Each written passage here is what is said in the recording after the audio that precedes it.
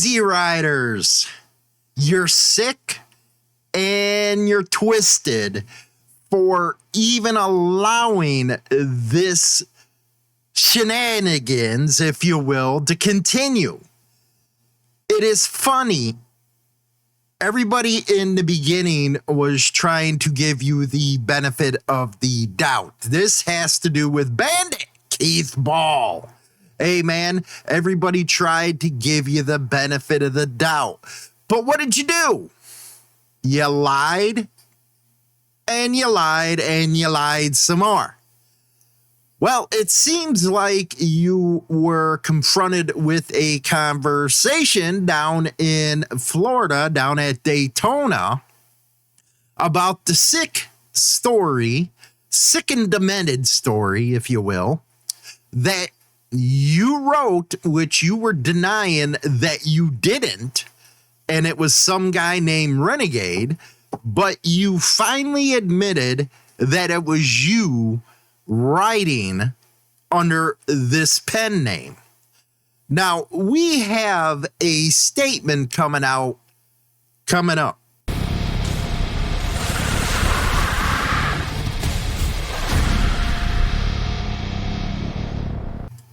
And I'm very disappointed in you, man, because you had a video up, you tried to explain it, we played it twice, but all of a sudden it was taken down. So that ain't the best way to build a customer base, if you will, especially since Easy Riders has been around since the late 70s. Now, it's been under different ownership and all that kind of good stuff, and you bought it, and everybody was pumped because you were going to bring back the old Easy Riders. Instead, you did this. So, let's go on to the statement that you made. I think it's to the National Coalition of Motorcyclists. Let's check this out real quick here. National Council of Informed Riders is pretty cool. I've never heard of them before, so it must have just got going. But their statement on this subject: over the past several weeks, many riders have asked what actually happened regarding the Bikernet article and my meeting with Keith Ball during Bike Week in Ormond Beach. After taking the time to hear his explanation and allowing, I don't even know how the hell you explain something like that, man. I really don't. And allowing an opportunity for further clarification, I believe the motorcycle community deserves a clear statement of the facts. And below is my statement. Now, this is coming from the director of the National COIR, National Council of Informed Riders. Here's his statement on this. Over the past, we got that. The article that was published on bikernet.com entitled, quote, Confessions of an Outlaw. The story described an adult involved in sexual conduct with a 13-year-old girl, which understandably sparked outrage among riders across the country. Shortly after the controversy began, Keith Bandit Ball, founder of bikernet.com and current owner of Easy Riders magazine, publicly attributed the article to a writer using the name Renegade. In statements on his own platform, which a lot of us seen it, he suggested the piece had been written by an outside contributor and defended its publication as part of providing an open forum for different voices. Oh my God, really? Anyway, trying to keep it professional here. At that point, it was not immediately clear who was responsible for publishing the article. For that reason, I believed it was important to seek additional facts before reaching a judgment. It's reasonable to do that, even though he was going back and forth, back and forth, back and forth, what he was saying. The Right to Ride gathering during Bike Week in Ormond Beach was hosted by the Daytona chapter of the A Beta, Florida, and attended by leaders from across the riding community. During that event, I joined several respected state and national motorcycle leaders in meeting with Mr. Ball. We met outside the stage canopy prior to the start of the program to hear his explanation. Surprised he walked away. Whether there were facts about the article that had not yet been made public. During that meeting, he asked Ball directly whether he was the writer using the name Renegade. He confirmed that he was. You wrote the article, you chomo. Anyway, acknowledging that the article attributed to Renegade had been written and posted by him. He denied it in his video, which we still have up. Mr. Ball's primary explanation was that the article had only been online for a short period of time before being removed. Like that's an excuse. That response was unacceptable, which I agree, and did not address the seriousness of the subject matter that had been published. At one point, another individual present asked Mr. Ball whether he had publicly acknowledged writing the article attributed to Renegade. Mr. Ball indicated that he had. No, you haven't. No, you haven't. We've been following this since the beginning. No, you haven't. Liar. Liar, liar, liar. Pants on fire.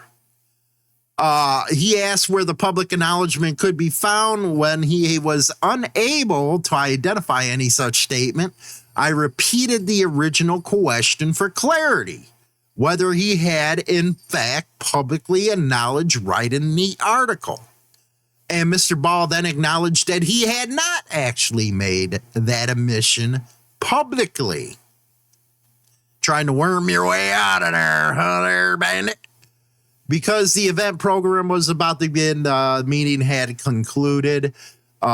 He was trying to follow up, I guess, and it's been more than 2 weeks, blah, blah, blah. The motorcycle community has long been guided by a code of honor built on respect, accountability, and protection of the vulnerable.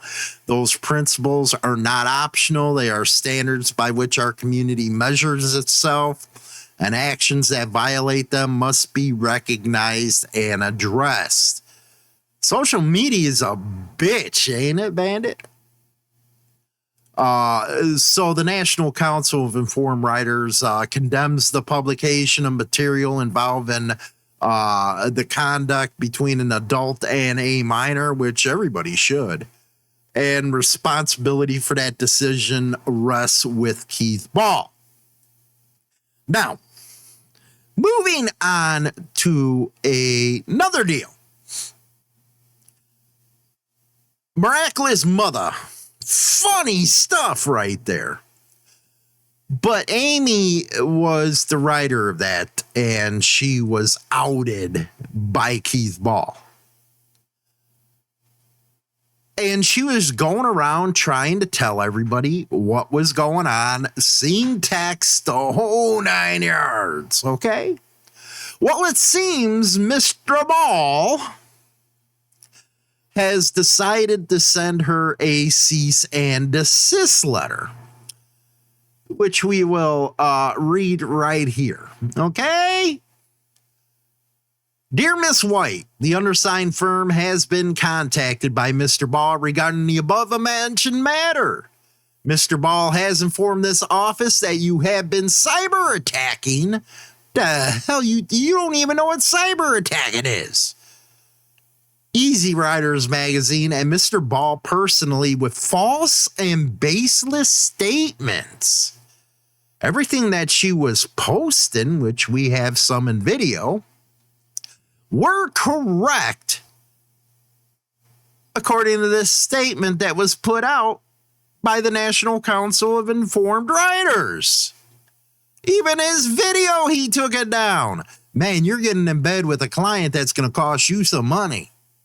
Anyway, such statements can be considered defamation since they intend to injure Mr. Ball and Easy Rider magazine's reputation by exposing both to hatred, contempt, ridicule, degrade, or disgrace. And he's a chomo.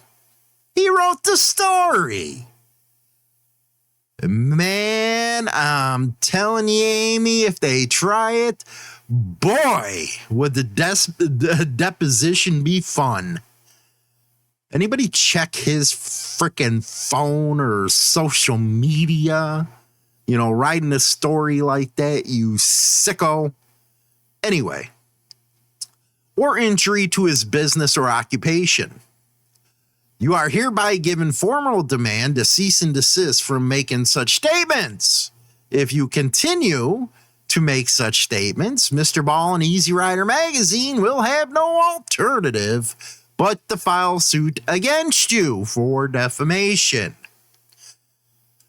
And here is their Facebook. This is who's representing him: Wagner, Faulkner, and Judd. Yes, I guess they specialize in business and corporate law and employment law. Very interesting. I wonder if he gave you the full story. You are welcome to come on our show and talk about this cease and desist, and because we already gave your client the opportunity to come on the show. He chose not to. He chose not to talk to us. He chose not to address the allegations. But accordingly, the National Council of Informed Riders got him on record, admitting he wrote this story. It's a chomo thing, man. It's nasty. Just saying. Anyway, so there you go with the continuing story here. What could Easy Rider magazine do? I don't know. Maybe he could sell it off, because I don't see anything helping him out. Or Easy Rider magazines, because now you're blackballed. Social media is a bitch. It never goes away what you do or said, any of that stuff. You will, the magazine Easy Riders will always be tied to this incident. Time for new ownership. Sell it, get rid of it. I'm telling you. What else are you going to do? You got your owner saying that he wrote the story after tons and tons of times saying he didn't, or he didn't know. Get out of here. Again, man, somebody check that dude's phone and social media, man. Sicko. Sicko is what I say. Anyway, your attorneys have a great chance to get on the show, man. Oh, Hollywood have talked to him. Rock on. Pay my dues. Now I'm back in the fight.